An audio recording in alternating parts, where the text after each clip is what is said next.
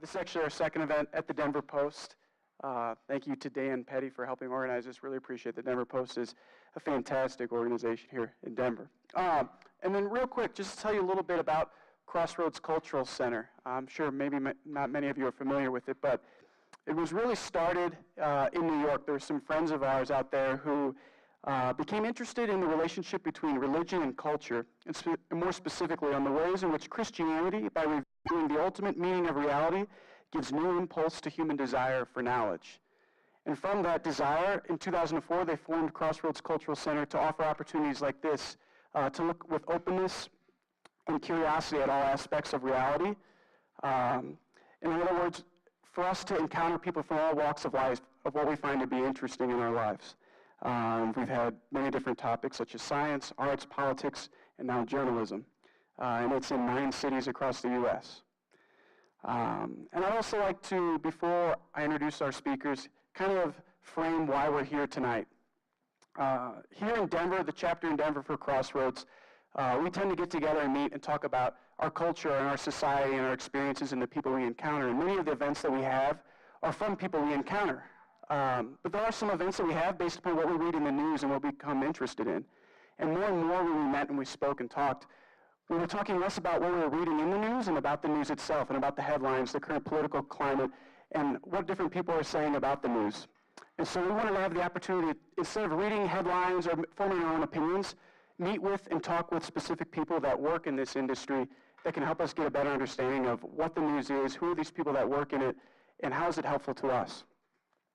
So I'd like to just read real quick what our introduction for the event is. A few of us put this together, and hopefully it'll be helpful in understanding what we're going to be talking about tonight.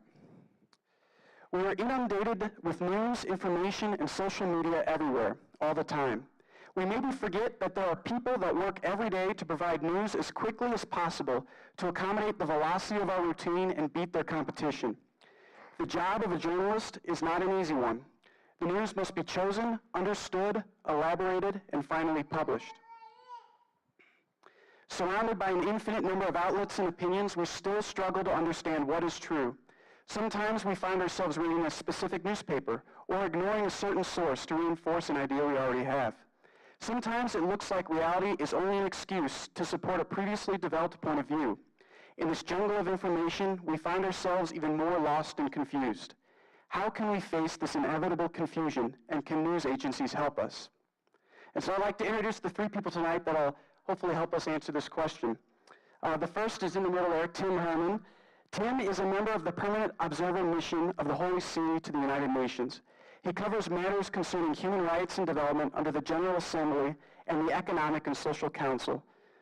A Fulbright scholar educated in the United States, Latin America, and Europe with unique experience in foreign policy, diplomacy, and international advocacy, he previously worked for AVSI, an NGO created in 1972, which carries out cooperation projects for development with a particular emphasis on education. Our second speaker is Dan Petty. Dan is the Director of Audience Development for Digital First Media. Dan identifies, oversees, and evangelizes audience initiatives company-wide, including digital audience strategy, distribution, social media, technology, and measurement. He works closely with Digital First Media's top editors and thought leaders from the company's editorial, product, and technology, business intelligence, marketing, and digital revenue teams. And Digital First Media is the owner of the Denver Post. And finally is Mattia FERRARESI. Apologies. Mattia is the New York correspondent for the Italian newspaper Foglio. His articles have appeared in Panorama, Rolling Stone, First Things, and other newspapers. He is co-author of Obama, The Irresistible Rise and Illusion, and author of American Politics, A Short Introduction, and also Trump Fever. So without further ado, I'm going to hand it over to Tim HERRMANN.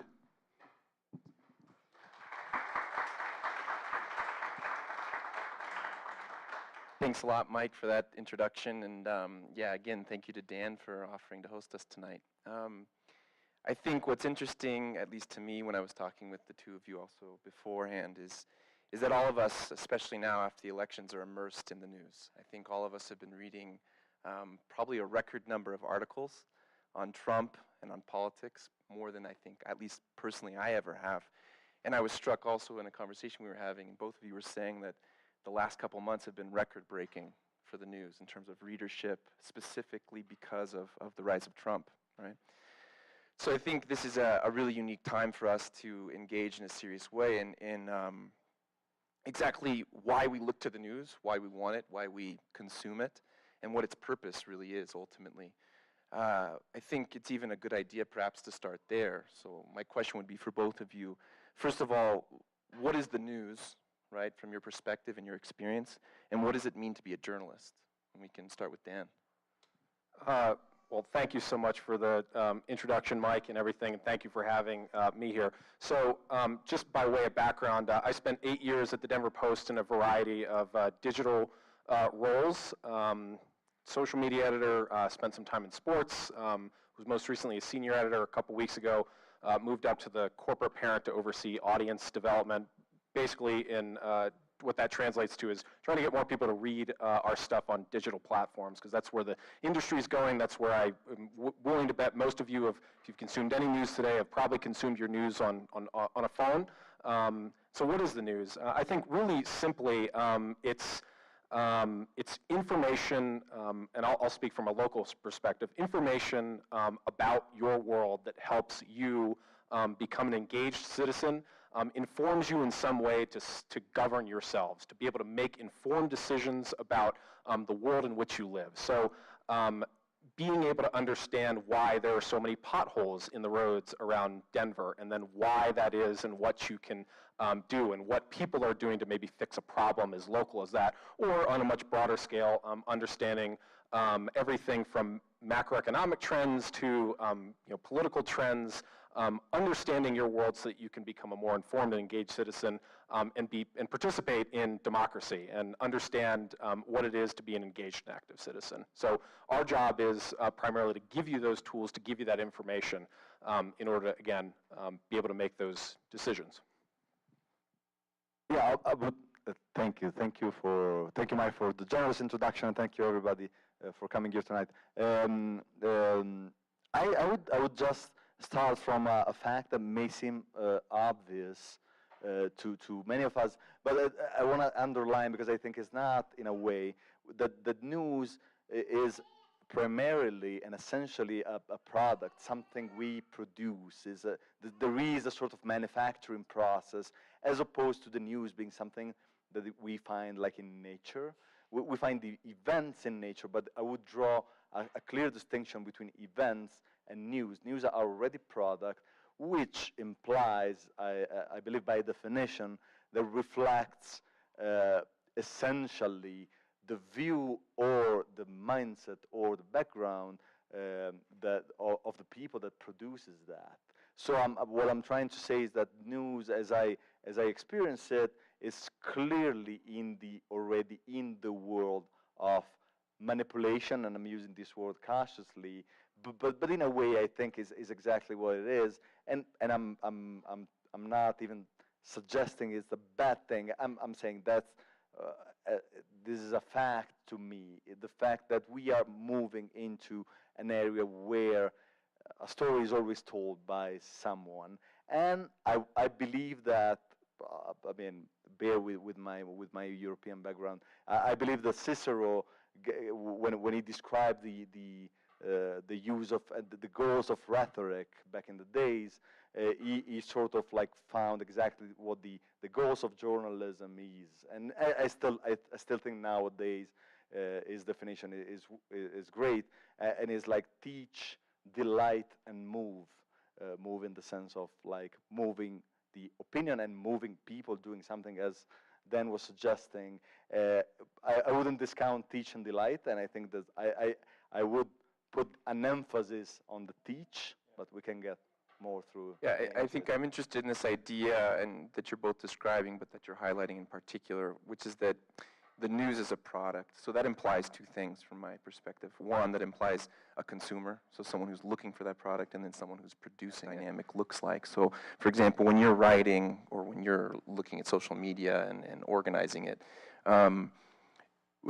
how do you look at the consumer? How do you try and meet their needs and their demands? And what's your role? I mean, how do you even approach your work, perhaps even without that person in mind. I mean, just as a journalist whose job it is to speak about the facts, speak about what's going on the local level, or perhaps more broadly speaking. Well, one of the fundamental things that I think has transformed our industry, and I don't know how much it affects you, but we have real-time feedback on what it is that you're reading, how much time you're spending with that content, where you're coming from. I could open up an app on my phone right now and tell you how many people are on the Denver Post website right now. I could tell you how many people are on a specific story.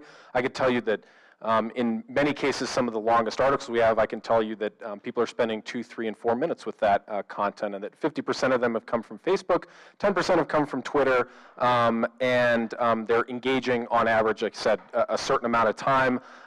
And I also know that they're going from that point to potentially another story, so I can see the flow of where those users are going. And you have to understand like how fundamentally transformative that information is in my world. Like now I have, we can guess that, okay, we put stories on the front page of a newspaper or put it on the front page of a website or something like that. But now I really have real-time feedback to know that, yes, you do like to click on Kim Kardashian news. And yes, you do like to consume that stuff. And yes, that sensationalist crime that like in our heads or maybe our higher minds think like, well, that's like garbage. That's not news. That's not deeply thought out. So you like to click on that stuff, or I mean, as we, as was sort of brought up before, we are most of our publications are seeing record digital audiences. We have more people consuming us than ever before. There's even a phenomenon in our industry, in the newspaper industry, called the Trump bump, that the Trump presidency and the Trump administration is leading to all-time records in news consumption, sharing. You could argue that that's both a good thing and a bad thing. It's been very good for some national news brands, CNN, record ratings, the New York Times, record subscriptions, the Wall Street Journal, record subscription levels, people who are deciding to pay for news. The Trump bump referring to this idea that there's a lot of people who are recognizing that news, yes, is a product, and that in order to have an engaged and informed society, people are willing to pay for that product and support that financially. We're also, but again, so we're able to see in real time, again, what it is that people want. And it's not all bad either. Some of our most in-depth reporting done at our various newspapers is the stuff that gets the most engagement. So it's not just all doom and gloom. People like really compelling storytelling. They've liked compelling, amazing storytelling from the time that people were telling stories orally back and forth to one another.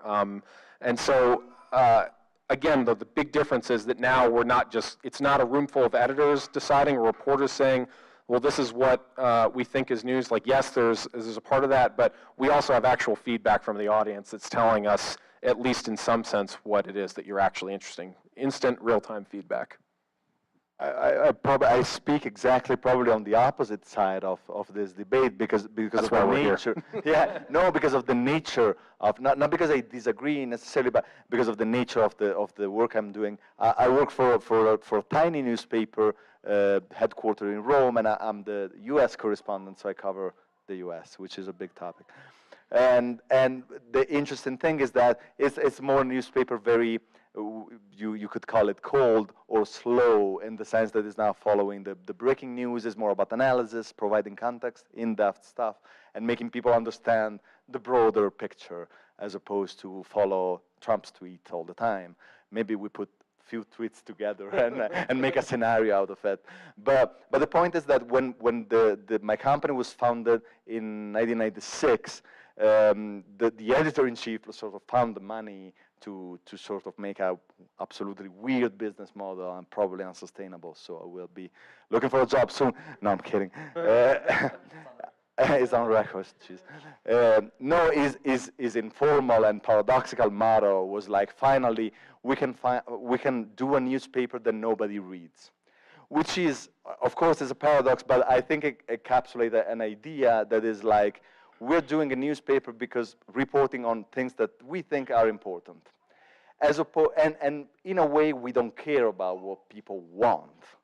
Now, clearly, this is a paradox and it's super tricky, but at the same time, I would suggest that, which is not even a counter-argument to what Dan was saying, but it's like the eternal question to me is, does the demand determine the supply, or is the other way around, where I would think, also because what I said before about the teaching aspect of it, the educating aspect of journalism, I believe the responsibility is more on the side of who produces, like School of Frankfurt, like philosophically encapsulate this concept in saying that is the supply that determines the demand, not the other way around.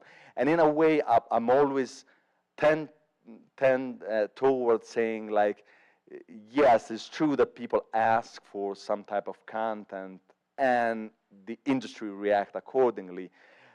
But to me, to my mind, it's truer that people ask this content because in time, continuously, we provided a certain types of narratives that sort of tend to educate people to, I'm exaggerated, to wanting Kim Kardashian as opposed to the war in Syria. I'm being hyperbolic. The desire to dig